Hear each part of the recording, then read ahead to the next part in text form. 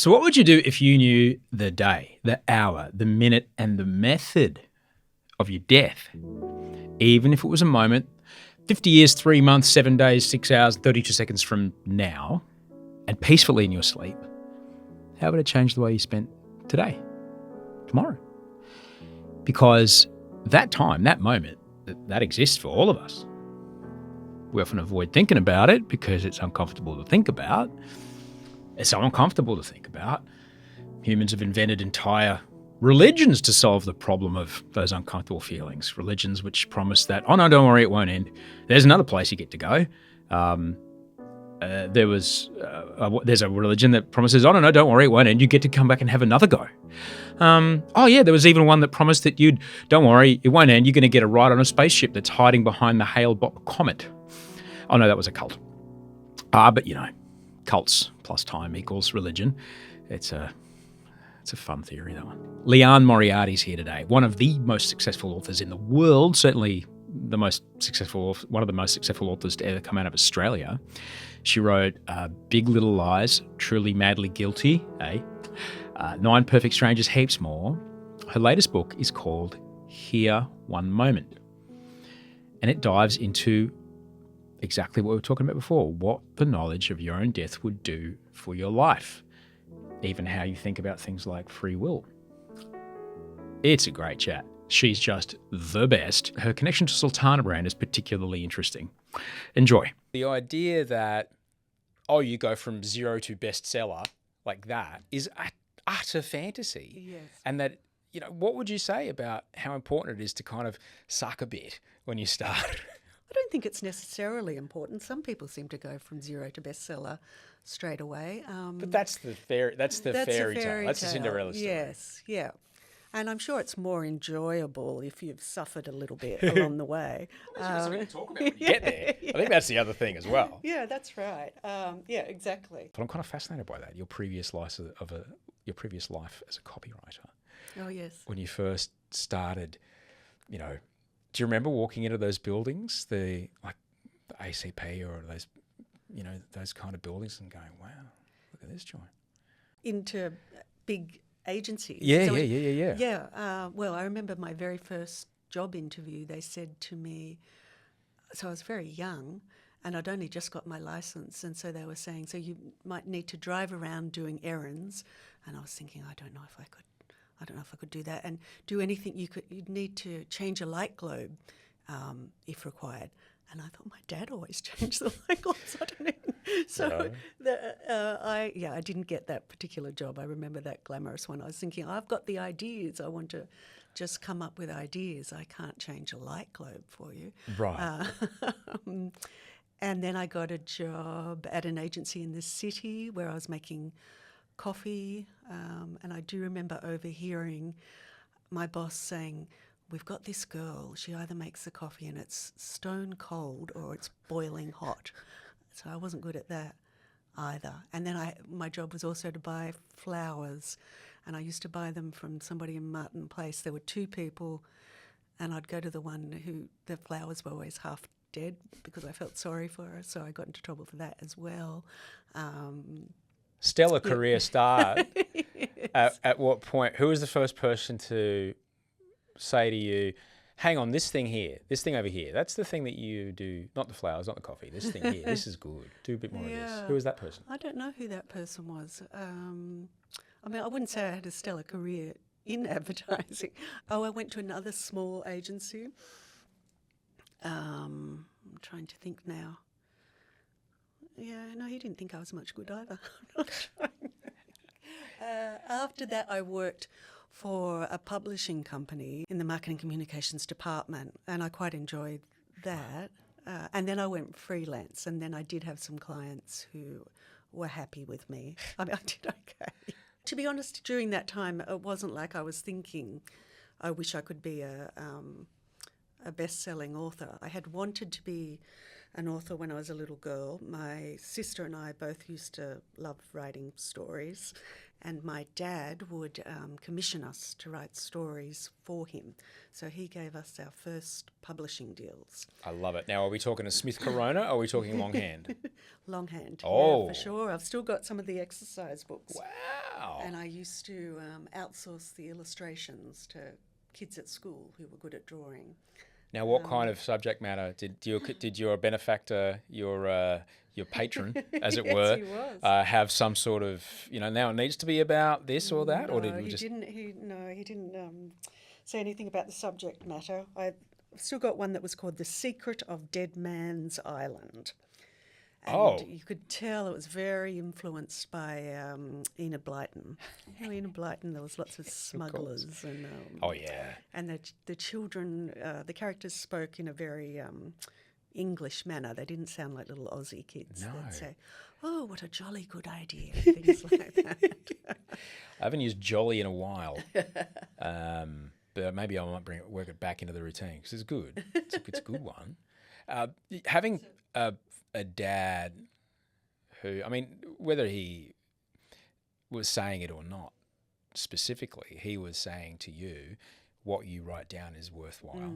Definitely. And you, I remember years ago, I was like now between big gigs, and someone said to me, I said, "Oh, maybe I should just create a show." And it's like, "Well, let's create a show." It's like, I'm not a show creator. And he went, boom, and he touched me on the shoulder and went, "You're a show creator." Did he? "Oh, is that it? He said, "Yeah, that's it. You just say you are and then just do it." That's right. So to be given permission Yes. is really important. Yes, and he was certainly treating when it with respect. yes. What did it mean to have that? I mean, you don't know anything else, but what do you think that might have given you, having a dad that believed in you and your sister like that?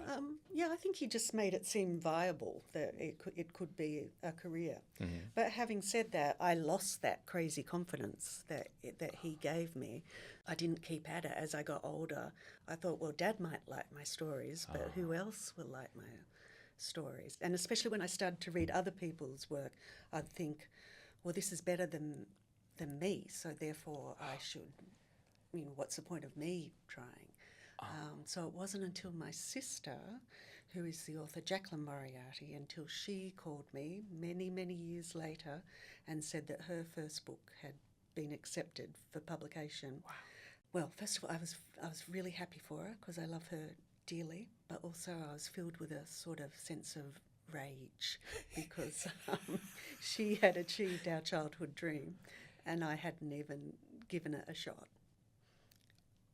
And the thing that had stopped you from giving it a shot was Just lack of confidence. It was complete lack of confidence. But also wasn't like all that time I was thinking I should be doing it. Yeah. I'd just put it aside. So she's good. She always says that I would have done it eventually, but I don't think I would have. I think I needed to see her do it first. Like what you're saying, that somebody saying to you, "Now you are." Yeah. I think each time somebody writes a book, there's a little ripple effect of people around thinking, "Oh, real people, ordinary people, can be writers." It was the same with this podcast. I realised one day, the only difference between people that have a podcast and me is that one day they just started. Yeah.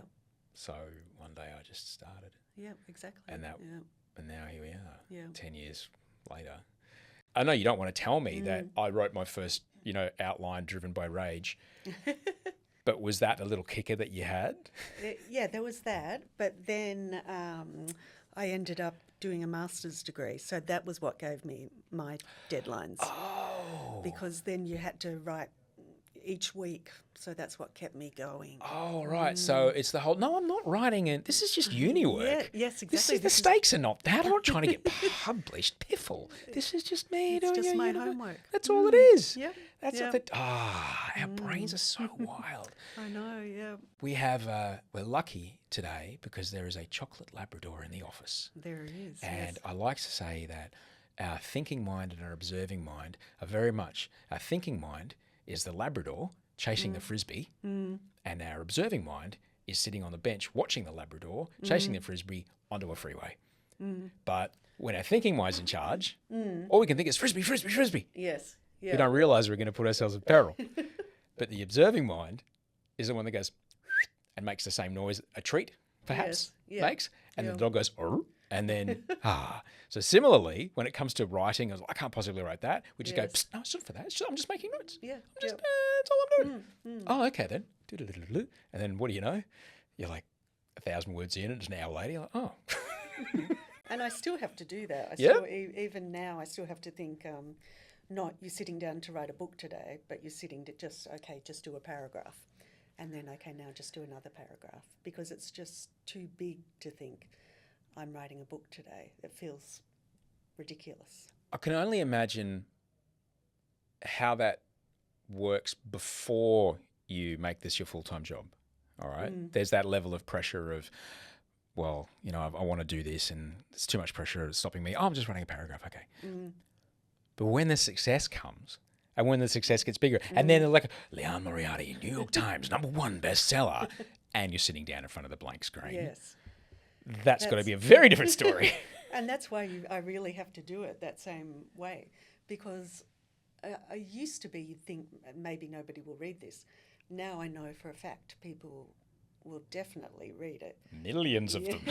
Yes, who will have opinions. Yes. But yeah, I still have to go back to exactly the way I used to write for Dad, really, just for the pleasure of writing. So I have to put all that aside. Getting that first one out, the first draft, as it were, for the pleasure of, is so important. Trusting, though, that there's an editor at the other end that's going to catch you and not let anything that isn't great go out the door. Understanding that and having that trust in an editor. Could you talk to me for people who haven't written a book or understand the role of the editor and the words that they finally see? What's that relationship like?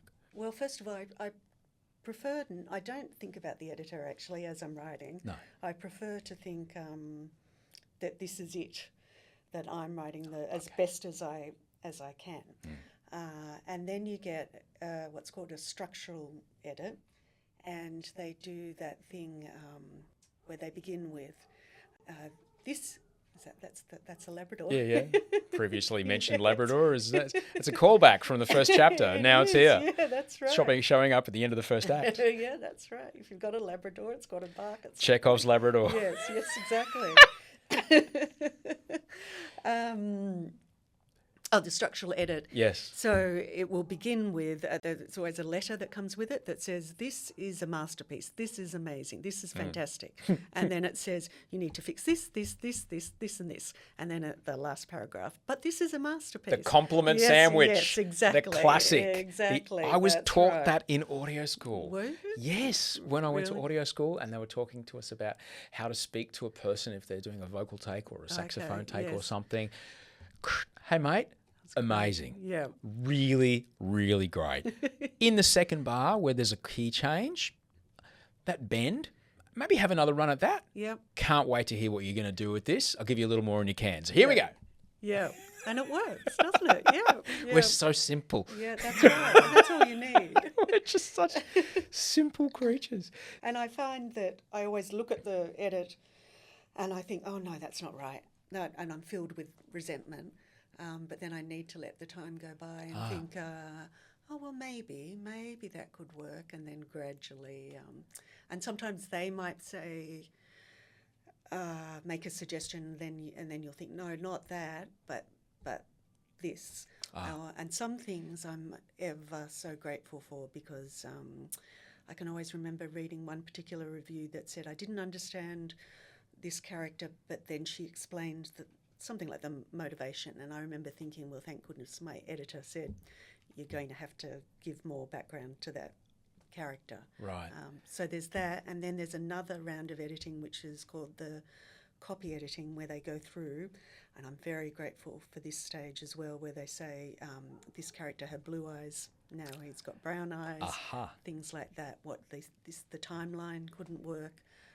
So a detailed a person with an eye for detail goes through it. Extraordinary. And knowing that that's on a part of the process, what does that do for you when you are putting it the first lot down onto the page? Oh, I'm just grateful that they're there. But as I say, I try to keep the characters' eyes the same colour. I don't want to do it in such a, casual way, thinking they'll fix this, because I'd rather do as good a job as I can so that they'll find, that they won't be picking up the obvious things. Creativity, I mean, it's a very personal thing, obviously. This is an idea coming from deep within your mind. Your subconscious is putting it together based upon everything that you've observed your entire life and popping it out on the page. So it is a very personal thing. Yet, as you just mentioned, what have you learned about taking those notes and using that as a thing to react to, as a thing to, okay, I see where you're going here, but I'm not quite sure even that you're right, but I understand how this might be not great. How does that play out if you're, trying to get towards a final piece, having something to react to from an editor? I think I have to allow myself to go through that stage of thinking, no, I don't want to change anything. It's perfect. I have to let the thoughts sit with me. I'm lucky because I've now got 3 editors, so different publishers, so the Australian, my US and my UK editors. So if they're all 3 separately saying the same thing, then that's pretty obvious that this is something I need to... The higher council has assembled, Liane. Exactly. And a scroll comes down. So it's trying to work out what is it that that's just a matter of pride that I don't want to change, and what's right. It's always it's my choice of what I need to, it's always my decision. But mostly I take all the suggestions. I'm not somebody who responds well to criticism. I can remember in my corporate life having a boss who did one of the performance appraisal. Oh, yeah. And he said to me, just one thing, Liane, it seems like you don't respond too well to criticism. And I said, what are you talking about? Give me an example of how I don't respond well to criticism. Obviously, thereby demonstrating that I did not respond well to criticism at all. But I think there has to be a part of that to be a person who says, I am a author, I am a screenwriter, I am a singer-songwriter, there has to be an amount of self-belief that is greater than a person who otherwise would not take that step. Yes, you're right. So you have to go into that first draft with complete self-confidence and think, I'm doing this, and then go back with a more critical eye. You mentioned the use of time in that process and allowing yourself time for those initial, how dare you responses to dissipate. How long did it take you to learn that, I just need a few hours, days, weeks? Oh, I guess a few books through, But I mean, in the early books, you're also just so grateful to be published, and so you're more likely to just do what you're told. It's probably in the middling books where I'm starting to think, I'm pretty good, I don't need to be. And of course, they're not always right. Well, there are some things where one editor has said, I don't like this, and they've completely contradicted each other. So I've gone one way, and then you can see on the reviews some readers saying exactly what that one editor said, but other readers loving what I ended up with. So it's not like there's an objective answer. Yeah. When you... in your previous life, before you started writing this, in the world of copywriting, and ultimately it's all storytelling. Yeah. Whoever put "I'm loving it" together, it's 3 words. Yes. Yeah, and it's being concise and powerful, and because people don't want to read advertising copy, so you've got to give them a reason to read it. So I think it probably did make me a commercial writer. Well, it also helps, I'm sure, the amount of flight miles that you had doing that gig and the amount of notes, dare I say, from clients and the amount of campaigns that worked or didn't work. Yeah. You kind of get an idea of like, okay, there's an arc to this. It has to be some sort of value prop at some point. And that's the same with any kind of writing. There's Yes. here's why it's interesting Yes, for you exactly. to read to the end of this chapter, or Yeah. here's why it's interesting for you to watch to the end of this scene, let alone film, let alone TV show. So what kind of things from that time of your career do you think still serve you now? Yeah, I think just making every sentence work. So, the art directors didn't want any copy on their beautiful ads, so they wanted short copy. So it probably made me a punchier writer. I don't know how it would have changed me if I'd been a journalist or some other profession. Yeah, but as I say, I think that's why I write commercial fiction as opposed to literary fiction with long, languid, lingering sentences, because I'd have people saying chop, chop, chop. Hang on, what? There's no thing at the bookshop that says commercial versus literary fiction. Like this is like an internal classification. No, not just internal. It's part of the industry. Really? Yeah, people would. I'm definitely put in that category of commercial fiction. And what's the difference? Well, it means I sell. Yeah, great. Which That's is the job. nice. And I guess the literary authors would say they write. They win more literary awards and things like that. So, Well, they're going to run out of room on their very small shelf because they can't afford a bigger house for all those trophies.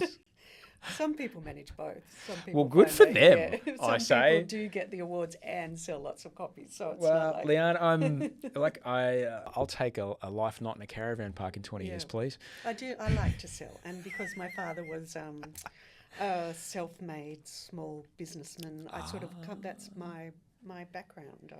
Did he ever come at you for a percentage on his early investments? Oh, he did. He used to say that all the time. And he and my mum went to one particular event, and they ended up signing books around them. I've got a beautiful photo of them both with people lining up.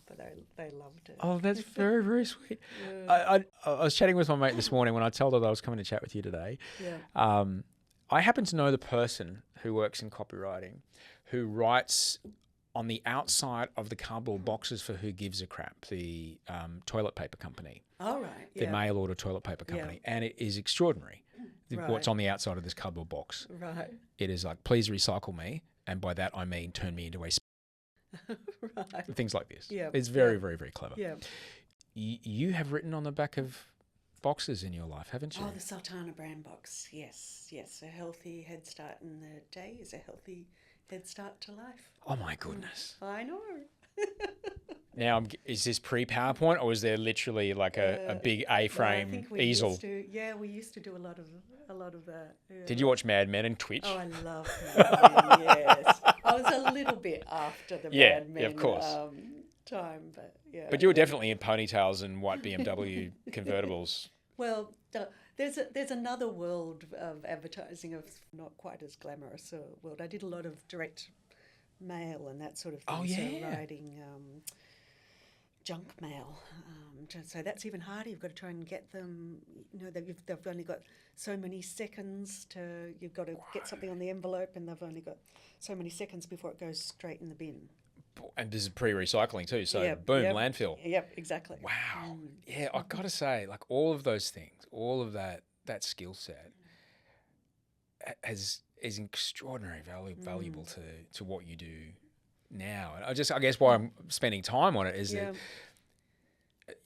I just wouldn't want people to think that whatever they're doing now, even though it might not be the thing they totally love, what they're learning while they do this thing in their 20s or 30s, that could serve as everything you need. Oh, for sure. As the backgrounding for whatever it is you end up doing later in life. I think most people find that in their careers, that even if they've ended up doing something completely different, they're taking something from their former career. Yeah. Yeah.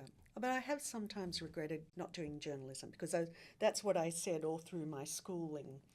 I thought I was going to be Liane Event. I Well, used she to- had great hair She did. I loved her. and never gave anyone, she gave no quarter. No, and She I was thought, hard as. yeah, I used to say, because she'd say, and I'm Liane Event. And so I used to say at school, I used to say, and I'm Liane de Barn. I had created this name. But then I don't know why I thought I would have been good at that, because I wasn't very interested in current affairs. I just Oh. so I would have been very good. In the new book, I can only imagine that when you're a well-sold author and having dabbled in publishing myself and dabbling again at the moment, there's quite a lead time on this kind of stuff. Yeah.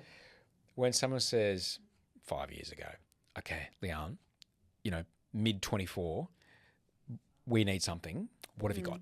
How do you even start to begin to? How do you know what you're going to want to write about by then, or what will be relevant? No, I never tell. I never say anything about. Yeah, especially because once I said I gave a little synopsis of what I was working on, and my editor said, "Oh no, that won't work. I just bought a book that was really sort of amazingly similar to my idea." And so it was amazing, because if we had both written that book, one of us probably would have accused the other of plagiarising it. But since then, I've said I'm not telling you. Just People forget Armageddon and Deep Impact opened on the same weekend.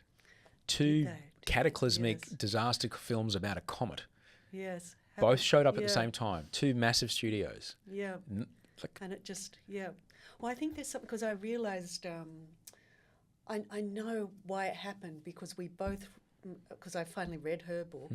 So I put my idea completely aside and never wrote it. But when I saw her acknowledgements, we'd both read the same non-fiction book. And it seemed like that's any fiction writer reading that book, their mind would go in that direction. But that's also, and it's the same with musicians when they get accused of this or that. They're like, mate, there's only so many chords and so many that's tunings. Right. Yeah. And I've got one of my best friends, actually, stand-up comic, and he says when he's writing, if the joke just comes way too easily, he's like, I'm going to have to check that one. Because at some open mic night, somewhere, maybe years before, it's popped in there. Yeah. And so he'll run it past a few people and they go, oh yeah, that's blah blah's bit. Yeah. That's why it came so easily. Yeah. That's why I didn't have to work on the punchline or tighten it or get the rhythm differently. That's why it came note for note. I'm exactly the same. That if and so sometimes if I've come up with a plot, I think, oh, that came too easily. Did I get that from Law and Order?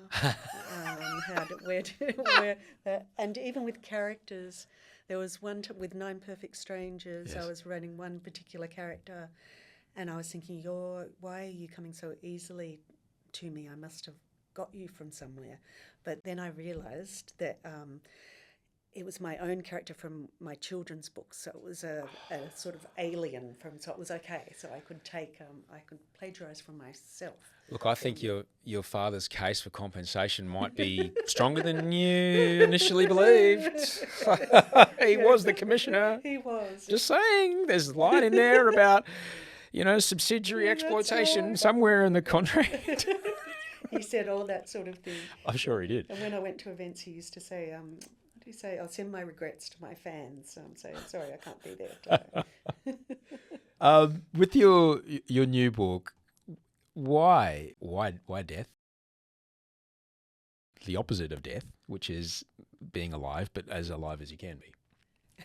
Yes, because it came to me on a plane, and I was sitting on the plane. It was on Hobart. I was in Hobart, and I was stuck on the tarmac for a long flight delay, and I started looking around at people, and this cheerful thought came into my head that all of us on this plane are going to die one day. It's absolutely true. It is true. Yes. And I was looking at different passengers and thinking, so will you be the one whose life is cut short, or will you be the one who lives to 100? And I was considering the fact that one day that information will be available.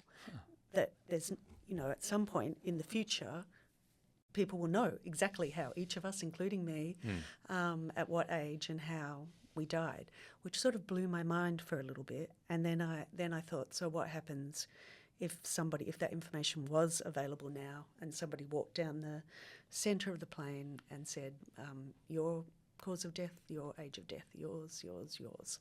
And so that was the premise. Like an immigration card when you're flying out of Fiji. Yeah. Wow.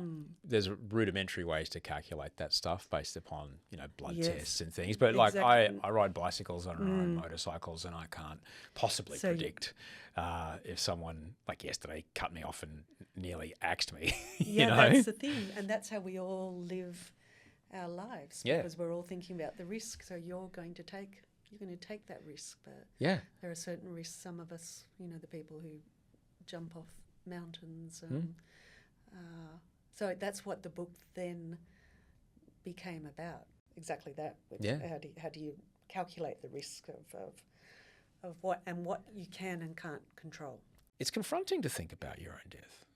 Yes, and I remember when I started telling people the premise of this book, some people's faces do an involuntary sort of sense of revulsion. They don't want to think about it, which is and I think it's because in the world the modern world we get used to, a lot of people can go for a long time without experiencing death, and we assume that everything can be fixed.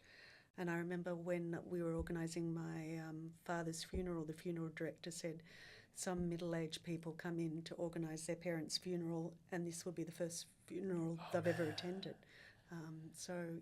We put it aside and we don't want to think about it. I think about that a lot. Most of my folks were doctors, and there's a cemetery near my home, and you walk through it and you see the ages on the gravestones. And they're like 3 months, 18 months. Like my parents' generation, probably your parents' generation, were probably the first generation to not have buried at least one child. Yes. That was just everyone you knew would have buried a kid before antibiotics and before healthcare being what it is now.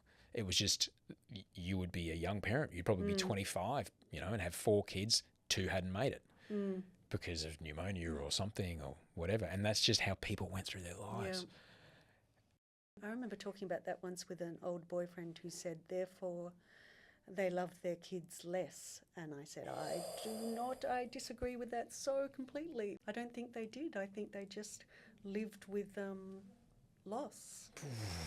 And it's interesting, then did they appreciate their lives more because they knew they could be taken? Did they look at them and think you could be taken away? Oh, I don't know. But I'm sure they didn't love them less. No, not at all, not at all. But it was also at a time when our community, at least in Australia, was very much governed by a system between, adjacent to the government, of religion that says, don't you worry about that death thing. Yes. We've got it sorted. Yes. Show up here every Sunday, give us some money in the box. That kid, fine. Yeah. Don't worry about it. Your brother gets, nailed by an unsafe machine at work. Sweet. He's in a better place now. Don't even worry. So the problem of death was solved. We never had to think about it. Yes. But as we've kind of gotten older and a little more secular and a little more, really? Yeah. Really? He's his father and his son and his dad? We don't have that, or not as many of us. So now we have to face it ourselves. So it's a bit hard. When you were putting this together, did it change the way that you went through your day? A little bit. I just remember one day thinking, actually nothing is decided. Everything, there's all these different choices I could make, and there's all these different choices other people could make, and I'd have no idea how it's all going to work out. And that gave me, I was thinking, so even if I've got some terrible disease, or like your friend you were talking about, even if that's inside me right now, maybe there's some person working on a cure right now, so maybe that's going to happen, or maybe I'll do this, or maybe I'll... And that was, it was like all different cards going out in all different directions. I thought when I was writing it that all my characters, when they were told their death, that maybe they'd have these amazing revelations about how they should live their lives. But once I started writing it, then I thought, well, first of all, would they believe it? So that, they'd say they'd deny it. So and secondly, they'd try to fight it. So no matter what, everybody, if you get told you're going to die of a terminal disease, first thing you do is ask for a second opinion. You're fighting. Most people are fighting all the way. If there's a clinical trial you can enrol in. Yeah. So and then that became the other part of the story. So it wasn't so much that nobody's going to hear you're going to die on this day. So I'll love my life. Even though that does happen when some people get sick and reach a wonderful form of acceptance. But yeah, I wasn't. That would have been a very boring book. Well, it's getting your affairs in order is code for you better not leave anyone with unanswered questions. Yes, yeah. And if you can get to that point, you don't have to wait till you get the call from the doctor to get your affairs in order. You can get your affairs in order today. Yes. But we do avoid it, don't we? Yeah, we don't want to think about it. So actually, there was that. I did start to think: are my affairs really in order as well as they could Is be? my side of the street as clean as I think it is? Yeah, and they're just little things like passwords and things like that. If I really did, how would my family cope? What would be the day-to-day administrative things that is really distressing for people? Yeah. When there's an unexpected death. Yeah, no one who died in an accident today thought it was going to happen. No, of course not. Everyone said, I'll see you after work, pick up the kids, okay, bye. Yeah. That was it. Yeah. You never see them again. Yeah. Thinking about this sort of stuff, did it change the way that you said goodbye and hello to the people that you love? No, I think I was always, because I've got an imagination, so I do know my husband sometimes run late, and I've been thinking, where is he? And then I'm moving through everything. He's died. The police come. This happens. And I remember saying to him once, I've just got to the good bit. I've moved on. I'm dating again. So you start to imagine the whole thing. So no, I think I've always really imagined the worst, and it's that thing of thinking if I imagine the worst, it won't happen. I can relate to what you just said, because part of the way that I've found a career is through being creative and coming up with different angles or storylines or ways to approach particular problems or ways to communicate something. And that creative part of me is extraordinarily helpful and has been done well for me. Yeah. Yet it also likes to show up in those negative moments. Yes. And it's just as powerful. And sometimes it's really got me in trouble. Yeah. And I'm wondering you were able to joke your way out of it. I just got to the good bit, I'm dating again. Have you found that sometimes it can get the better of you? No, it hasn't. I don't think it's ever stopped me from doing anything. But yeah, I went whale watching last weekend with my children, and I was thinking, I don't understand how the whale could just come up and to crash down on us. But I didn't. I kept imagining it. But no, I still went whale watching. Well, I'm glad. That is good. You mentioned about you were talking about the possibility of possibility, and I can't possibly know. Exploring the idea of free will is an interesting one. Did it get writing this book and researching it and then getting ready? Did it get you thinking about how much of this we actually have a say in? Well, I read up all about determinism, so this idea that everything you do, you were going to do anyway, based on your genetics and upbringing. But to me, it just feels like one of those sort of a philosophy where the argument is, well, you were going to do that anyway, so and it's done, so that proves my point. I don't believe that. I believe in free will. But the determinists would say, but that's because of whatever you choose, you're going to choose anyway. So, but no, I still think on one day I might have done this, and on another day I might have done that. But they would say, yeah, but on that day, because of all the environment, you were always going to do that. But I don't like them. I don't like that way of thinking. You know what I mean? It's one of those where you just talk round in circles. So when it comes to, writing a book like this, and look, I'm not going to say just because there's a plane involved he'd be interested, but when J.J. Abrams picks up the phone and says, hey, I see what you've done there. It's pretty good. When it comes to the adaptations of your work into something that isn't literary, when we're starting to talk about the screen, like, do you have to let it go? Do you have to go, okay, that's your vision now? Or do you get a chance to be... I definitely let it go. Because I've always thought when people say, I hope they don't change your book, I always say, but nobody can change my book. My book's there. And also, nobody can change your experience of reading my book, because every single person who reads my book has a different experience. So it's their imagination and my imagination. And so that's what I love about it, something really personal. And that people come up to me and they say things about particular characters, and I think, oh no, you've got that wrong, because I wrote it, so I know. But the reason they've got it wrong is because they've taken, as they were reading it, they were taking something from their own past. So it was their own interpretation. So for me, the adaptation is a completely different medium. Because it's a different medium, I don't think that it should have to follow exactly the book. I think sometimes they need to make changes, which is something I say with great pride. But of course, each time I see the first script and I think, but they got rid of so-and-so. Why did they the smallest change, I wish they didn't make it, but I truly believe what I'm saying.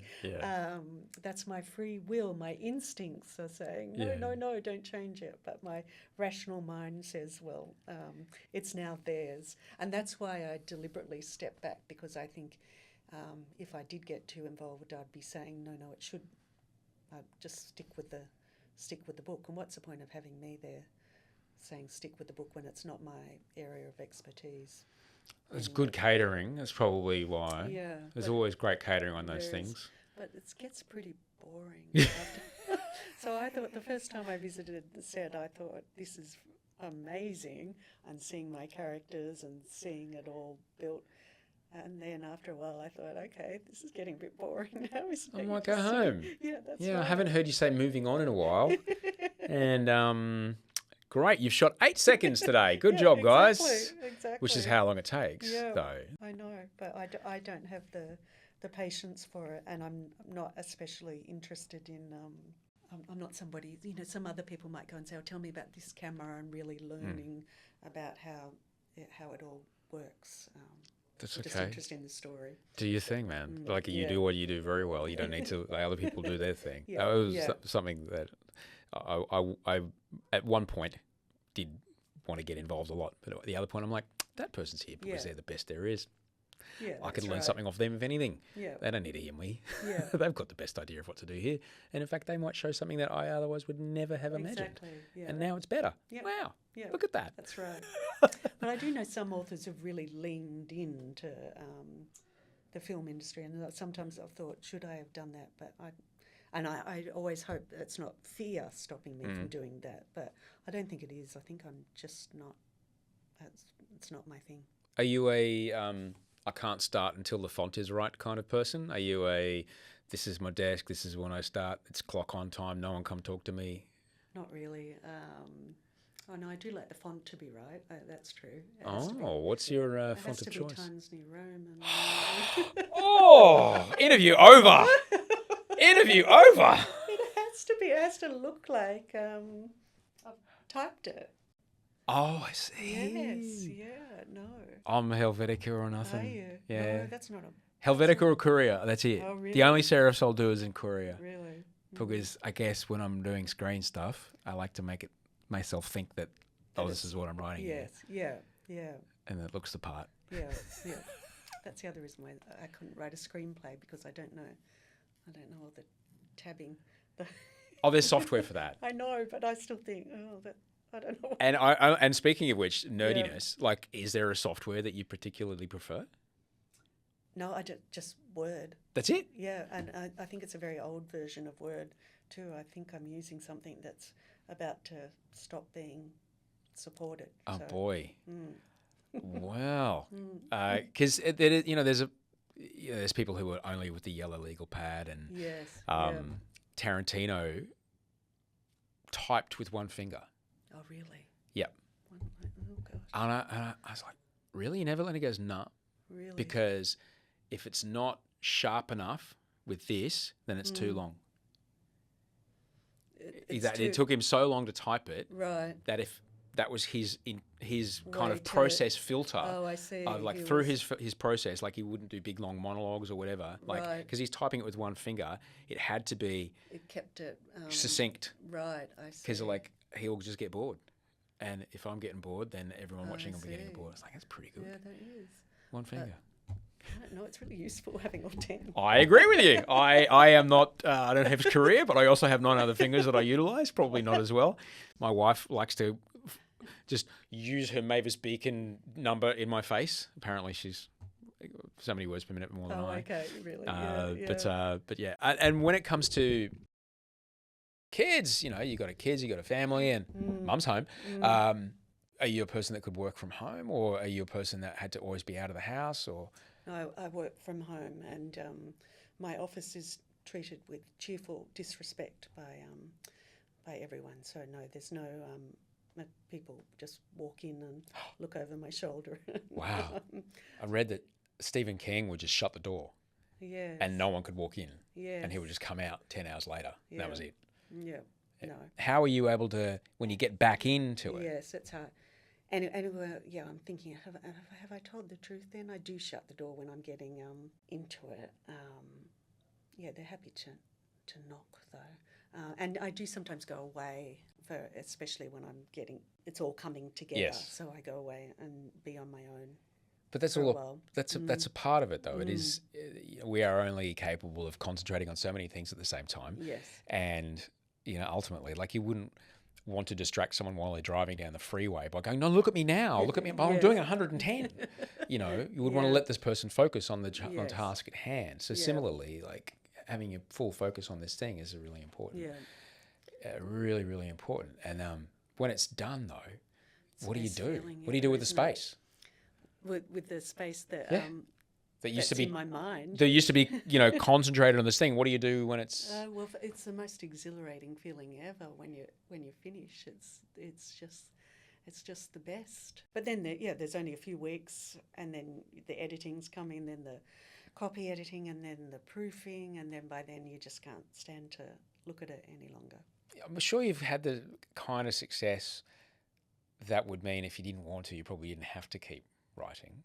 But what is it that not fiscally, what do you get out of doing this? Yeah, so I get something because, I like to, I have hobbies, but there's nothing that I could imagine that would fill my entire life if I wasn't writing. I would find myself becoming irritable and twitchy, and I just wouldn't like it.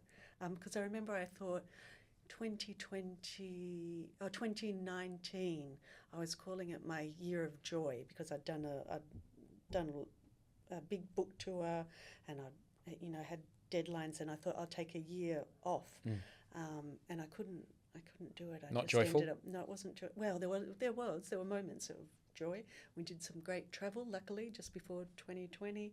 But no, in the end, I said to my sister, send me some writing prompts, and so she was the one who gave me the writing prompt that was the opening scene of Apples Never Fall. Oh. And I thought, I'll just write a short story to sort of keep me going, but I just wrote a new novel. This is what happens. I opened my laptop and a novel fell out. No, it's not like that at all. And I'm not one of those authors who say, it all just, came out. It's not like that.